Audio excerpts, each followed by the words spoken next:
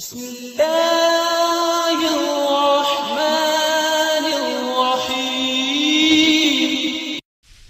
حضرت عیسیٰ علیہ السلام تیز تیز قدم اٹھاتے ہوئے ایک پہاڑ کی طرف جا رہے تھے۔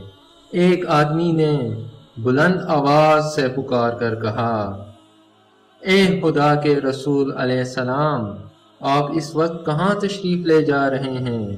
وجہ خوف کیا ہے؟ آپ علیہ السلام کے پیچھے کوئی دشمن بھی تو نہیں نظر آتا۔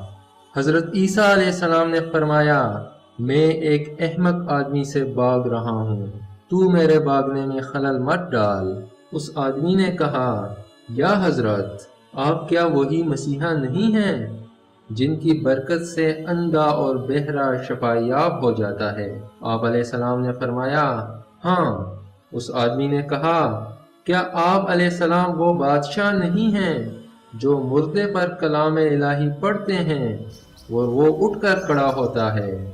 آپ علیہ السلام نے فرمایا، ہاں۔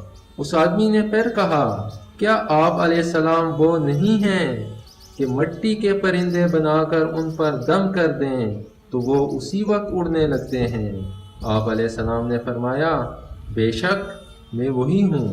پھر اس شخص نے حیرانگی سے پوچھا کہ اللہ تعالیٰ نے آپ علیہ السلام کو اس قدر قوت عطا کر رکھی ہے تو پھر آپ علیہ السلام کو کس کا خوف ہے؟ حضرت عیسیٰ علیہ السلام نے فرمایا، اس رب عزت کی قسم کہ جس کے اسم اعظم کو میں نے اندھوں اور بہروں پر پڑھا تو وہ شفا یاب ہو گئے، پہاڑوں پر پڑھا وہ ہٹ گئے، مردوں پر پڑھا وہ جی اٹھے، لیکن وہی اسم اعظم میں نے احمق پر لاکھوں بار پڑھا لیکن اس پر کچھ اثر نہ ہوا۔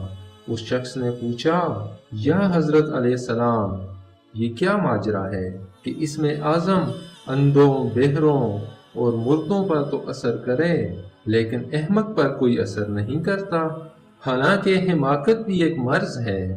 حضرت عیسیٰ علیہ السلام نے جواب دیا، حماقت کی بیماری خدائی قہر ہے۔ تو دوستو، اس واقعے سے ہمیں یہ سبق ملتا ہے کہ بیوقوف کی صحبت سے تنہائی بہتر ہے۔ اللہ ہمیں اس پر عمل کی توفیق عطا فرمائے، آمین۔